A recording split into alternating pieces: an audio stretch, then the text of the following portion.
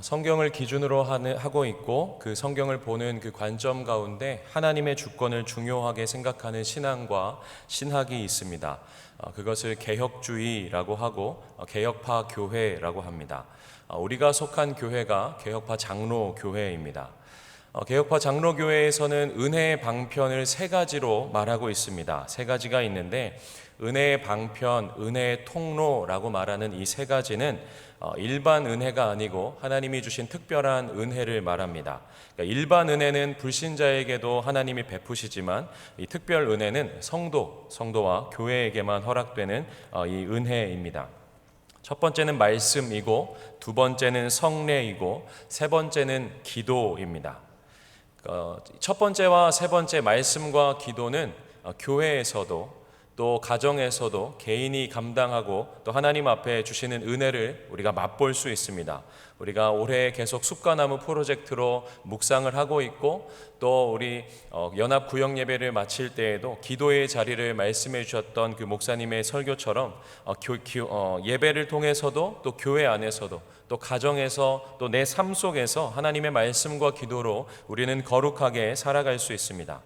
두 번째 있는 이 성례는 이 두 가지인데 세례와 성찬을 성례라고 말합니다. 이 두 번째 성례는 교회에서만 우리가 받게 됩니다. 보이는 말씀인 이 성찬과 또 예수 그리스도를 나의 구주로 고백하는 이 세례를 교회를 통해서만 우리는 받게 됩니다.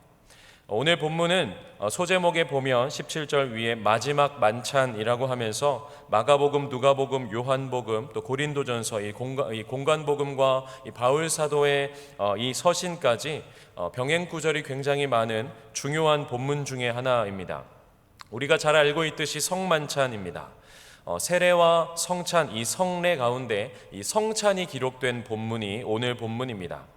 성찬은 예수님께서 직접 자신의 죽으심을 제자들에게 기념하라라고 주신 규례이고 또 성찬이 중요한 이유는 앞으로 주님 다시 오실 그 날까지 예수님께서 기념하라고 하셨기 때문입니다.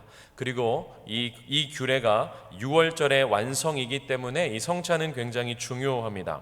18절에 나와 있는 것처럼 내 때가 가까이 왔으니 내 제자들과 함께 유월절을 지키겠다 말씀하신 이 예수님의 말씀, 그러니까 이 성찬은 그저 한 절기나 규례가 아니라 유월절의 완성입니다. 유월절은 이스라엘 백성을 출애굽하게 한 사건입니다. 구원의 사건인 것이죠. 이스라엘을 하나님께서 택하시고 부르신 그 이유, 그 유월절의 완성이 이제 예수 그리스도로 말미암아 완성되게 되는 겁니다.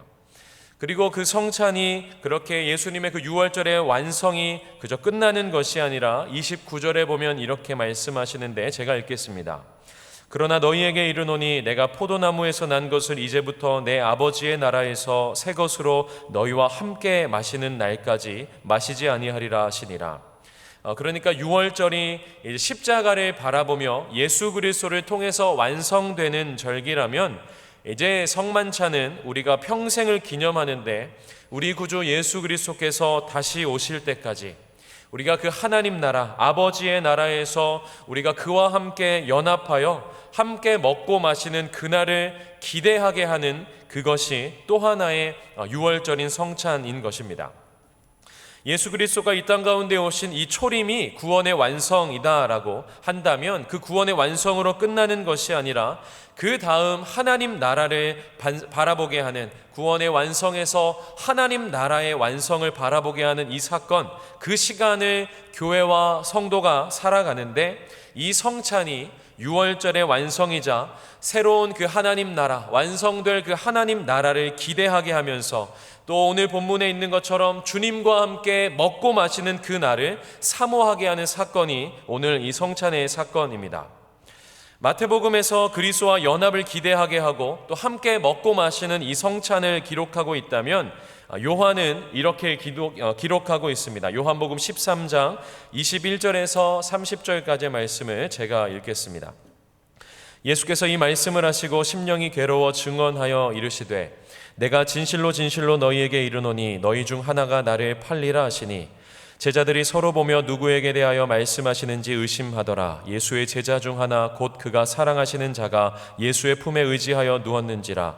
시몬 베드로가 머리짓을 하여 말하되 말씀하신 자가 누구인지 말하라 하니 그가 예수의 가슴에 그대로 의지하여 말하되 주여 누구니이까? 예수께서 대답하시되 내가 떡 한 조각을 적셔다 주는 자가 그니라 하시고 곧 한 조각을 적셔서 가롯 시몬의 아들 유다에게 주시니 조각을 받은 후 곧 사탄이 그 속에 들어간지라. 이에 예수께서 유다에게 이르시되 내가 하는 일을 속히 하라 하시니 이 말씀을 무슨 뜻으로 하셨는지 그 앉은 자 중에 아는 자가 없고 어떤 이들은 유다가 돈꾀를 맡았으므로 명절에 우리가 쓸 물건을 사라 하시는지 혹은 가난한 자들에게 무엇을 주라 하시는 줄로 생각하더라. 유다가 그 조각을 받고 나가니 밤이러라. 마태는 그 예수 그리스도와 그 연합하는 것, 함께 먹고 마시는 것에 대한 그 성찬을 기록하고 있다면 요한은 병행구절에서 성찬식의 이 성만찬의 의미보다 가룟 유다의 배신에만 집중적으로 기록하고 있습니다. 사복음서를 어떤 그 기록순으로 우리가 보게 된다면 요한복음이 가장 마지막에 기록되어 있는데 요한은 이 성찬을 단순히 종교적 예식이 아니라 이미 공관복음에서 기록하고 있었던 이 성찬의 의미를 이미 알고 있었고 그 기록에 대한 보완을 하게 되는데 그 보완을 어떻게 기록하냐면 가룟 유다의 배신을 아주 자세하고 직설적으로 말하고 있습니다. 그러니까 요한이 말하고 있는 이 가룟 유다의 이 배신이 성찬식이 가지고 있는 의미가 어떤 것인지가 담겨져 있다라는 것이죠. 먼저 오늘 본문에서 성찬의 의미를 먼저 살펴본다면 본문은 이렇게 시작합니다. 17절 말씀입니다. 무교절 첫날에 제자들이 예수께 나와서 이르되 유월절 음식 잡수실 것을 우리가 어디서 준비하기를 원하시나이까? 무교절의 첫날에 라고 시작합니다. 직역하면 누룩 없는 떡의 첫 번째 날입니다. 이 무교절이라고 하는 이 절기는 니산월이라고 하는 유대력에 지키는 큰 절기 중에 하나입니다. 이제 제가 조금 어려운 말을 이제 계속 설명을 할 건데요. 숫자도 많이 나오고 좀 우리가 가지고 있는 이해랑 서로 다르기 때문에 한번 집중을 해주시면 감사하겠습니다.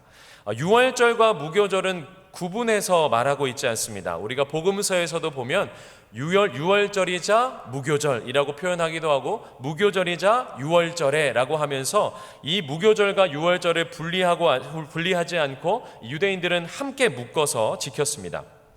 우리 명절을 예를 들면 똑같습니다. 내년에 이제 2022년의 설날이 2월 1일입니다. 화요일이죠. 그런데 우리가 2월 1일만 명절이라고 하지 않고 앞에 뒤에 명절을 휴일을 둡니다. 그래서 요 날 자체를 우리는 설 명절이라고 우리는 부를 수 있죠. 묶어서 이렇게 설명합니다. 추석도 마찬가지죠. 그러니까 원래는 하루인데 앞뒤에 휴일이 있는 것입니다. 그래서 1월 31일부터 2월 2일까지가 설 명절로 우리는 이해하게 됩니다. 니산월이라고 하는 것은 유대력으로 1월 달입니다. 6월절 어린 양을 통해서 출애굽하게 된 그 날을 시작으로 하는 것이죠. 그러니까 6월절이 있는 그 날이 1월 달이에요.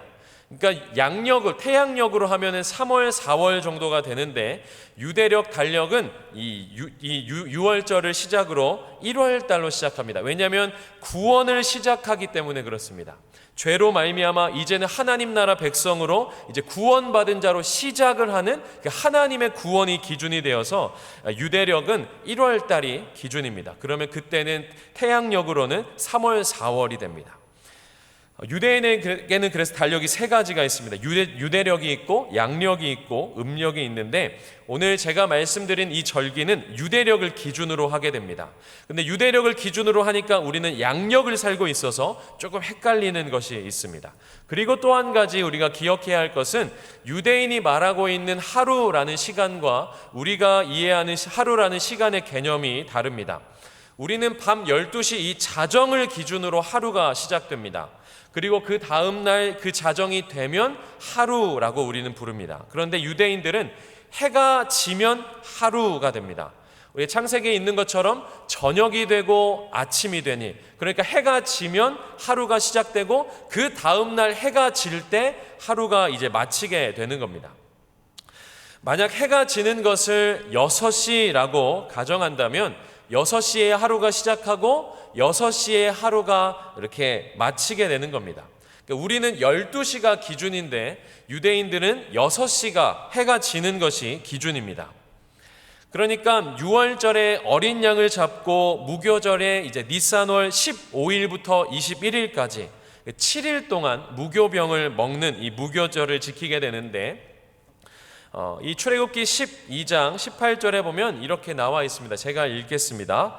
첫째 달 그 달 열 나흘 날 저녁부터 21일 저녁까지 너희는 무교병을 먹을 것이요.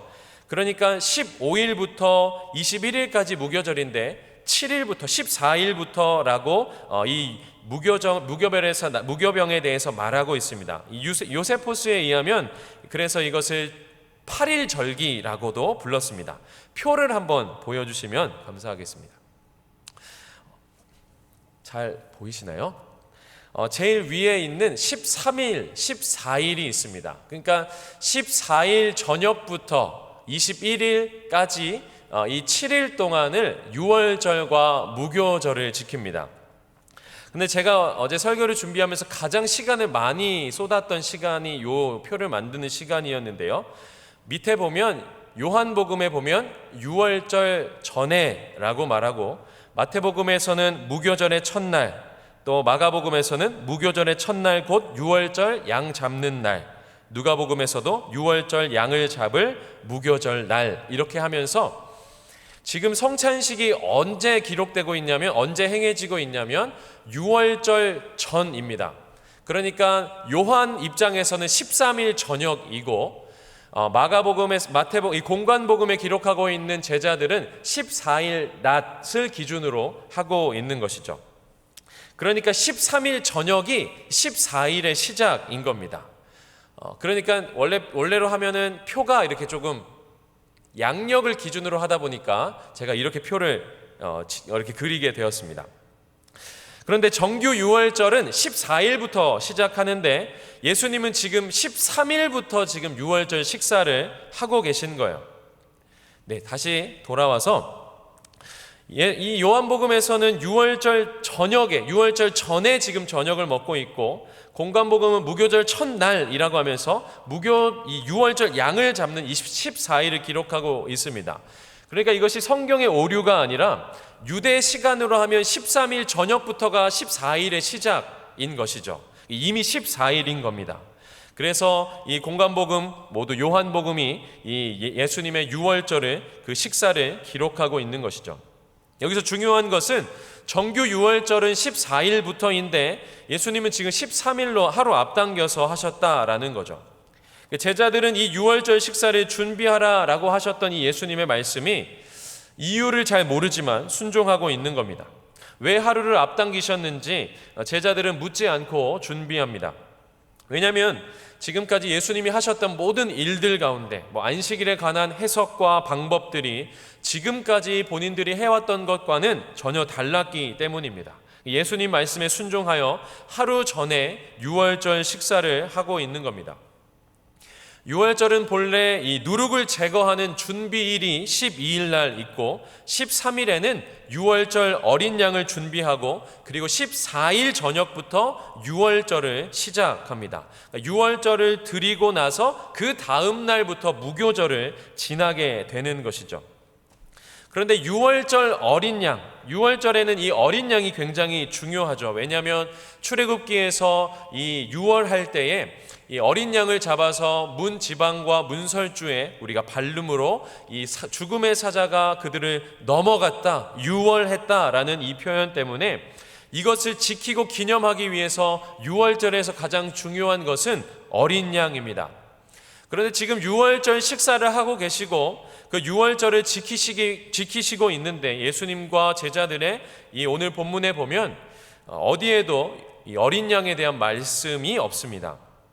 성찬식에서 예수님께서 이것은 내 몸이다, 내 피다 라고 말씀하시는 것은 예수님께서 6월절의 어린 양이다라는 뜻입니다.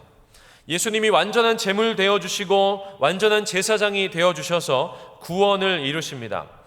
지금까지는 다른 제물들로 대속해서 1년에 한 번씩, 1년씩 그렇게 절기를 지켰지만 이제 주님을 먹고 마심으로 주님과 연합함으로 우리가 구원을 이루게 되는 겁니다. 유월절은 14일입니다. 14일 저녁 6시가 되면 유월절이 시작하는 것인데 성찬식은 13일 저녁입니다. 13일 저녁에 성찬하시고 그 다음에 나아가셔서 겟세마네 동산에서 기도하시고 붙잡히시고 14일 오전 9시에 십자가에 달리시고 오후 3시에 돌아가십니다. 그러니까 돌아가시고 나서 3시간 뒤에 유월절이 시작이 되는 겁니다. 우리 구주 예수 그리스도께서 하나님의 어린 양이 되어주셔서 유월절을 준비하시는 겁니다. 그리고 유월절이 되기 전에 유월절의 어린 양으로 예수님은 십자가에서 돌아가십니다. 그리고 유월절이 지나서 무교절, 그 무교절을 지키는 그날 초태생으로 예수님은 부활의 첫 열매가 되어주십니다. 주님이 이것을 준비하기 위해서 정확하게 이 성만찬을 13일에 시작하십니다. 우리가 성찬식을 하는 이유가 무엇일까요? 예수님께서 이것은 내 몸이다, 내 피다 라고 하신 이유가 무엇일까요? 성찬식을 하면서 우리가 떡을 떼고 우리가 잔을 마시면서 우리는 주님을 기념합니다. 고린도전서 11장 25절 말씀인데 우리 자막을 보고 우리 같이 한번 읽겠습니다. 식후에 또한 그와 같이 잔을 가지시고 이르시되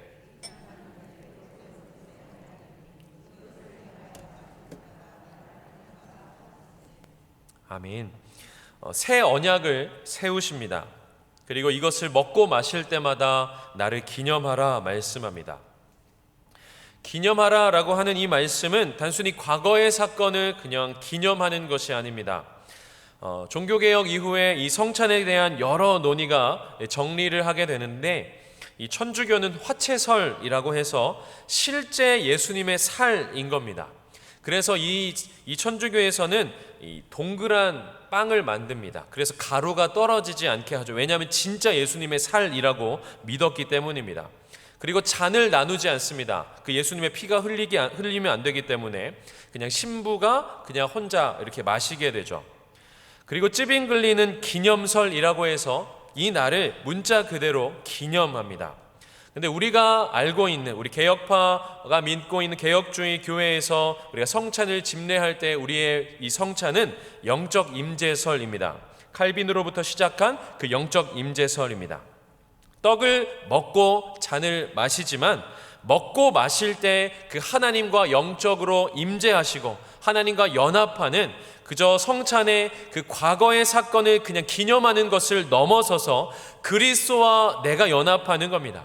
그 하나님과 함께하는 것이고 그리스도가 세우신 그 새 언약, 이것이 우리가 이 새 언약이 그리스도와 나와 연합하는 것이고 그리스도와 함께 살아가겠습니다 라고 결단하는, 고백하는 예식이 이 성찬입니다. 우리가 떡과 잔을 먹고 마실 때 그리스도의 살과 피로 변하는 것이 아니고 우리가 떡과 잔을 마시지만 우리 가운데 영적으로 하나님이 임재하시고 우리와 함께 하시는 그 하나님과 연합하고 교제하는 것, 이것이 성찬입니다. 그래서 내가 주님과 함께하고 주님과 연합하고 내가 주님과 함께 살겠습니다 고백하는 것이 성찬입니다. 그래서 주님과 함께하는 것, 주님과 연합하는 것이 성찬에서 가장 중요한 의미라고 할 수 있습니다.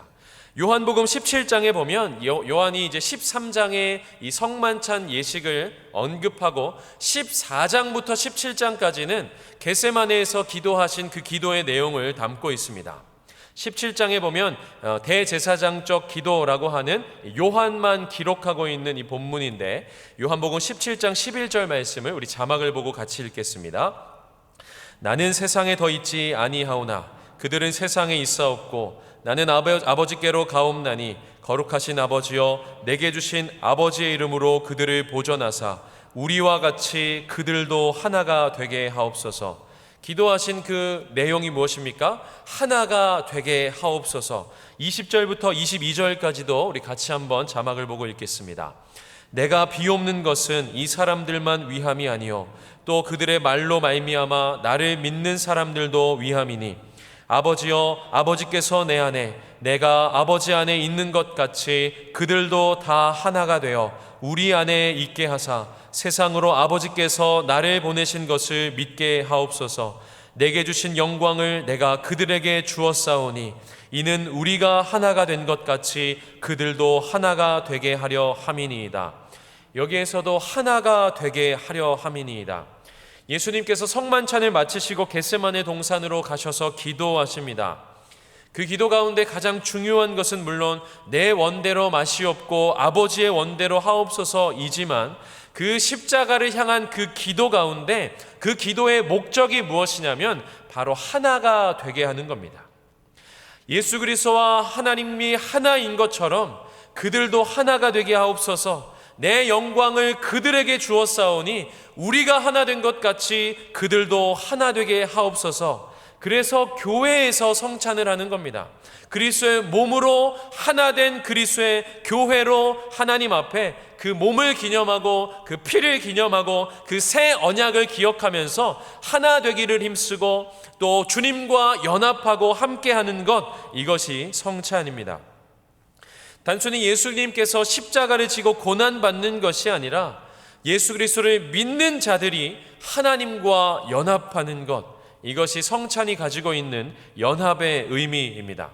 이제 내가 그리스도와 연합하고 그 그리스도와의 연합을 넘어 그 하나님과 연합하는 것, 이 성찬식 사건 가운데 가룟 유다의 사건이 중간에 기록됩니다. 놀라운 것은 21절에 보면 예수님이 너희 중에 한 사람이 나를 팔리라 말씀하십니다. 이 중요한 성찬 예식 가운데 굳이 왜 이 말씀을 하셨을까요? 이 성찬을 떡을 떼기 전에 예수님이 이 말씀을 하셨기 때문에 아마 분위기가 이렇게 싸해졌을 겁니다. 냉랭해졌을 거예요. 얼었을 겁니다. 긴장이 됐을 거예요. 누굴까? 지금 예수님께서 지금 하고 계신 우리 선생님이 이 떡을 떼고 계시고 잔을 마시면서 우리가 이 성찬이라는 것을 하고 있는데 과연 지금 예수님을 팔 자가 누구란 말인가? 라는 것이죠. 그런데 또 흥미로운 것은 이 성찬에 가룟 유다가 참여하고 있다라는 것이죠. 예수님이 너희 중에 한 사람이 나를 팔리라 말씀하니까 22절에 보니까 제자들이 몹시 근심합니다. 23절에 나와 함께 그릇에 손 넣은 자가 그가 나를 팔리라 말씀합니다. 이 시제가 과거형으로 기록되어 있어요. 그러니까 이미 다 손을 넣은 거죠. 우리는 이미 성경을 보고 있고 그래서 가룟 유다인 것을 알고 있지만 이미 이 제자들은 이미 다 찍어 먹은 겁니다. 그래서 가룟 유다만 딱 찍어 먹었으면 저 쟤구나 알 텐데 이미 12명이 다 찍어 먹어서 누구인지 알 수 없는 겁니다. 아무도 모르는 상황이니까 근심하게 되고 긴장하게 되는 것이죠. 그랬더니 25절에 유다가 예수님께 말합니다. 25절 말씀인데 예수를 파는 유다가 대답하여 이르되 랍비여 나는 아니지요. 대답하시되 내가 말하였도다 하시니라. 대단하죠.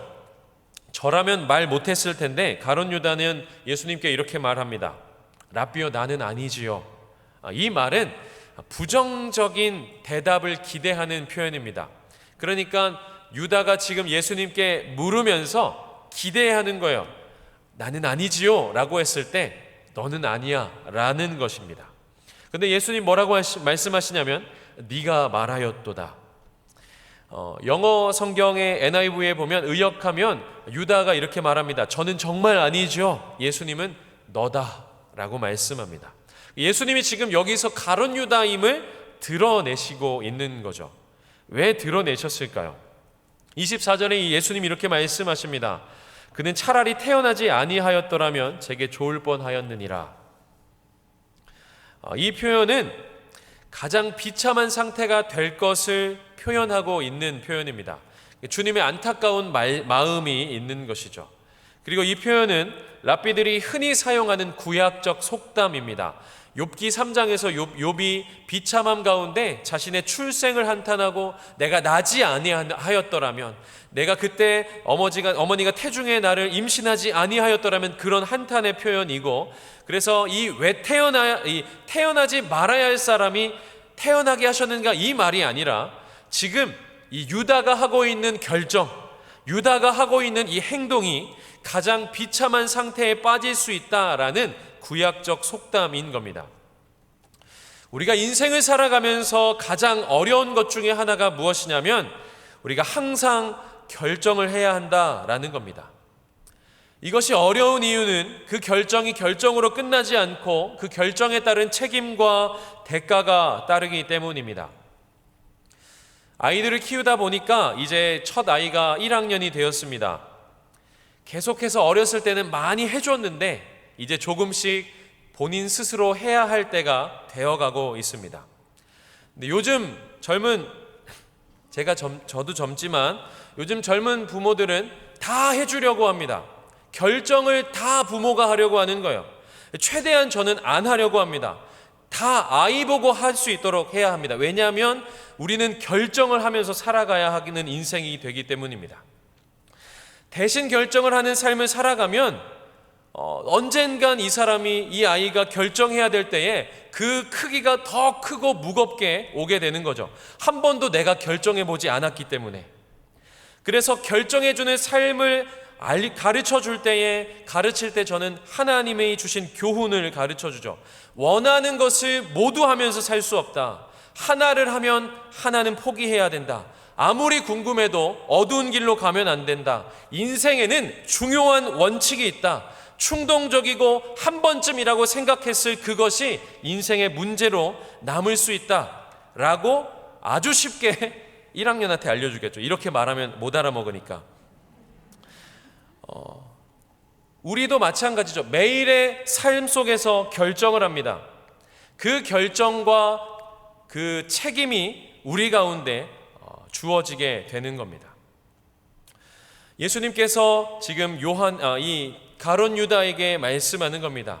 지금 네가 한 그 선택과 행동이 가장 비참하게 될 것이다. 요한복음 13장에 보면 25절부터 27절까지 예수님이 유다에게 또 이렇게 말씀하십니다. 그가 예수의 가슴에 그대로 의지하여 말하되 주여 누구니이까? 예수께서 대답하시되 내가 떡 한 조각을 적셔다 주는 자가 그니라 하시고 곧 한 조각을 적셔서 가롯 시몬의 아들 유다에게 주시니 조각을 받은 후 곧 사탄이 그 속에 들어간지라. 이에 예수께서 유다에게 이르시되 내가 하는 일을 속히 하라 하시니 예수님이 유다에게 말씀합니다. 네가 하는 일을 속히 하라. 지금 주님의 살과 주님의 피를 나누고 계십니다. 그런데 그 떡 조각을 나누고 있는 그때에 사탄이 그 속에 들어가고 그는 그 떡 조각을 가지고 나아갑니다. 제자들은 이렇게 생각했습니다. 유다가 지금 회계를 맡았고 평소에도 물건을 잘 사러 나갔기 때문에 그렇게 나간 줄 알았는데 실제로는 예수님 말씀하신 것처럼 자신의 일을 하기 위해서 나간 겁니다. 유다는 어떤 결정으로 주님을 따랐을까요? 유다는 어떤 마음으로 예수님을 지금까지 쫓았을까요? 유다는 굉장히 의지적인 사람입니다. 감정적이면 이렇게 못합니다. 그래서 예수님이 저는 아니지요 라고 했을 때 너다 라고 말했을 때 감정적인 사람은 그 말에 흔들렸을 텐데 굉장히 의지적인 사람이기 때문에 떡 조각을 가지고 나갑니다. 오히려 감정적인 사람은 베드로 같은 사람이죠. 열심히 쫓고 싶은데 넘어지는 사람입니다. 요한복음은 더 직설적으로 표현합니다. 주여 누구이니까? 라고 할 때에 내가 떡을 적셔서 주는 사람이 그 사람이다 라고 할 때에 떡을 적셔서 주십니다. 마태복음에서는 주님 앞에서 정말 저는 아니지요 라고 물을 때 주님이 지목하시죠. 당당히 자신의 일을 하기 위해서 나간 사람이라면 이 사람은 보통 사람이 아닌 것이죠. 유다는 예수님과 다른 그 제자들과 함께 모든 것을 버리고 3년을 그 인생을 지낸 사람이 유다입니다. 모든 것을 버리고 예수님을 쫓았다라는 것은 말처럼 쉬운 것이 아닙니다. 그렇게 주님을 따라왔습니다. 고백만으로 되지 않고 실제로 다 버리고 주님 쫓아간 그 3년의 인생이 있는 사람입니다. 오병이의 기적을 맛보았고 나병 환자의 고침을 보았고 죽은 자가 살아나는 것도 봤습니다. 풍랑에서 배가 흔들려서 죽게 되었을 그때에 바다에서 걸어오시는 주님을 보았고, 베드로가 그 물 위를 걷는 것도 보았습니다. 수많은 이적과 기적을 보고 주님의 말씀을 들었습니다. 그런 가룟 유다는 어떤 마음으로 예수님을 쫓아왔을까요? 지난주에 우리가 살펴봤던 것처럼 주님의 죽으심에는 관심이 없고, 그 귀한 향유 한 옥합을 깨뜨린 그 여인을 향해서 마음에도 없는 가난한 사람을 거들먹거리는 이 사람, 3년을 쫓았는데 이적과 기적을 경험했는데 모든 것을 버렸는데 그는 예수를 쫓는 사람이 아니었습니다. 자신의 의도가 있었어요. 예수를 보고 자신의 꿈을 담았습니다. 예수의 능력을 보고 자신의 기회로 삼았습니다. 그렇게 예수에게 인생을 드렸더니 3년을 들었고, 그렇게 그 곁에서 회개를 맡아서 열심히 도왔습니다. 누구보다도 돈을 관리하며 작은 일까지 다 처리하고, 그날 밤에 나갔을 때에도 제자들은 심부름하러 갔다고 그렇게 생각할 정도로 부족한 것을 채우고 필요한 것을 가지고 왔던 사람이 유다였습니다. 굉장히 의지적인 사람이고 인생의 목적이 분명한 사람입니다. 그 목적대로 되지 않을 때 목을 매 죽는 것을 본다면 아마 이 사람은 자신의 인생에 그 꿈을 예수를 통해 봤을 겁니다. 그런데 예수님이 죽는다고 하는 것이죠. 예수님이 왕이 되어야 하는데 내가 생각했던 그 메시아가 이게 아닌데, 그래서 내가 그 예수를 통해서 얻고 싶은 그 꿈과 기회가 있었는데 그것이 좌절되고 또 다른 기회로 예수를 팔게 되는 겁니다. 여기서 중요한 것은 이 가룟 유다는 예수와 연합하지 않았다라는 것이죠. 마지막 만찬 가운데 가룟 유다의 배신을 기록한 것은 아무리 성찬에 참여해도 예수와 연합해야 한다라는 겁니다. 세상 사람들이 교회에 나오기도 합니다. 선거철이 되면 오기도 하고, 사업을 위해 오기도 하고, 내 평안과 위로를 위해서 교회에 오기도 합니다.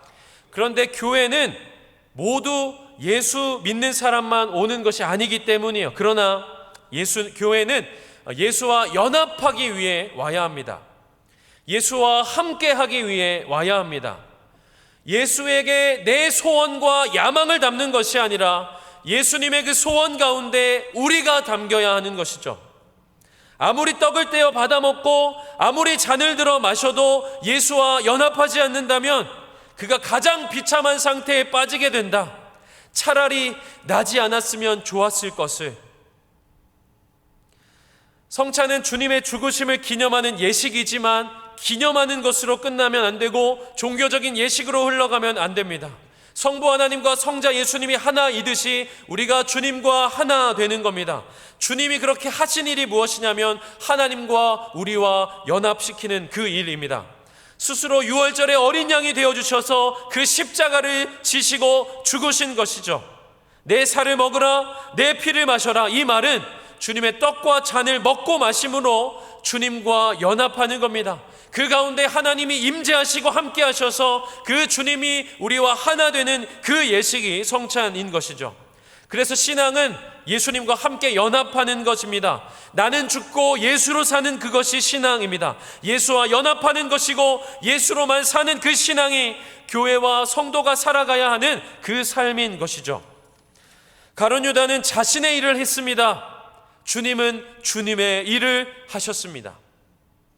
우리는 우리의 삶에서, 우리의 가정에서, 또 우리 학교와 직장에서 수많은 일들을 우리는 결정합니다. 그 가운데 우리가 기억하고 붙잡아야 할 것이 있습니다. 그 결정할 때에 기준이 무엇인가 하는 것이죠. 내가 기준이 되면, 내 야망이 기준이 되면 우리는 가룟 유다와 같이 내 일만 하게 될 것이고 우리는 주님을 놓쳐버리게 될 겁니다. 그래서 우리가 일상에서 매일의 삶 속에서 기억할 것은 나는 주님의 사람, 나는 주님과 연합했고 우리는 이 땅을 살아가고 있다라는 것이죠. 이 땅을 살아갈 때에 나 하나님의 사람이고 나는 주님과 함께 살아가는 성도라는 사실을 잊지 않아야 합니다. 그리고 오늘 본문 마지막 절은 이렇게 마칩니다. 이에 그들이 찬미하고 감난산으로 나아가니라. 누구는 떡을 떼고 예수를 팔러 나아갔고, 누구는 찬미하고 감난산으로 나아갑니다. 찬미하는 것으로 6월절 만찬이 마무리됩니다. 마지막 찬송은 시편 113편, 118편의 후렴구인 그의 인자하심이 영원함이로다. 유대인들은 이 시편을 찬양하고 또 그렇게 6월절을 지켜왔습니다. 예수님과 함께했던 이 6월절 만찬에서도 동일하게 그의 인자하심이 영원함이로다 찬양하며 예수님과 함께 감난산으로 가게 됩니다. 물론 감난산에 가서 이들은 실족하지만, 넘어지지만, 이 성찬에서 가장 중요한 것은 예수 그리스도와 연합하고 예수님과 함께하는 것, 주님 오실 때까지 이것을 기억하고 살아가는 것이 성찬의 가장 중요한 의미입니다. 그래서 우리는 감난산에서 실수하고 잠이 들어버렸던 제자들과 같이 우리의 인생 가운데 실수가 있고 실패가 있고 넘어질 때 있지만 우리는 그 가운데 주님을 찬미하며 살아가는 겁니다. 찬양할 수 있는 그 자리에서만 찬양하는 것이 아니라 찬양할 수 없는 그 자리에서도 하나님을 찬미하며 그 인자하심이 영원함이로다 찬양하면서, 물론 주님은 그 인자하심이 영원하심을 드러내는 그 십자가를 향해 가고 계시지만 우리는 동일하게 그 십자가의 구원을 입었기 때문에 그 주님을 찬양하며 그 주님과 연합하며 그 주님으로만 살아가는 우리의 신앙이 되어야 하는 것이죠. 그래서 우리가 가고 싶은 길을 가는 것이 아니고 주님이 가신 그 길, 그래서 우리가 가야만 하는 그 길에서 그 하나님의 선하심과 인자하심을 드러내는 믿음의 삶을 살아가는 우리 모두 되기를 소망합니다. 그래서 우리의 매일의 일상의 삶 속에서 코로나로 참 쉽지 않고 어렵지만 우리가 선택을 하고 결정하는 모든 순간 속에서 주님과 함께 연합하고, 그래서 주님을 붙잡고 주님과 함께하고 그리스도로만 살아가겠다고 결단하는, 그렇게 살아가겠다고 다짐하는 저와 여러분 되시기를 주님의 이름으로 부탁드립니다. 기도하겠습니다. 하나님 아버지, 감사합니다. 친히 6월절 어린 양이 되어주셔서 우리를 위해서 그 몸 찢기시고 그 피 흘려주셔서 우리의 구원을 완성하신 그 주님, 제자들과 함께 그 떡과 잔을 나누시면서 내가 다시 너희를 만날 때까지 내가 기다리겠다 말씀하셨던 그 주님의 말씀 기억하면서 하나님, 우리가 다시 한번 성찬을 하는 그날, 우리가 온 교회가 함께 한 몸 되어서 성찬을 나누며 그리스도의 몸과 그리스도의 피를 기념하는 그날, 하나님 그날을 사모하게 하시고 장차 하나님 나라에서 주님과 함께 먹고 마시는 그날을 기대하게 하시고, 하나님 비록 우리가 힘들고 어려운 이 시간들을 지나가고 있지만 주님으로만 살아가겠다고, 주님과 함께 연합하고 주님과 함께하고 그래서 주님을 붙잡겠다고 결단하는 그리스도의 사람으로, 하나님의 사람으로, 믿음의 사람으로 살아갈 수 있도록 하나님 우리를 붙들어 주시고 인도하여 주시옵소서. 그래서 하나님, 가룟 유다와 같은 비참한 인생이 아니라 부족하고 연약하지만 제자들과 같이 주님을 찬미하며 그 하나님의 인자하심과 선하심을 드러내는 믿음의 삶을 살아가는 은평의 모든 권속들 될 수 있도록 주님 인도하여 주시옵소서. 주님을 기대하며 예수님의 이름으로 기도합니다.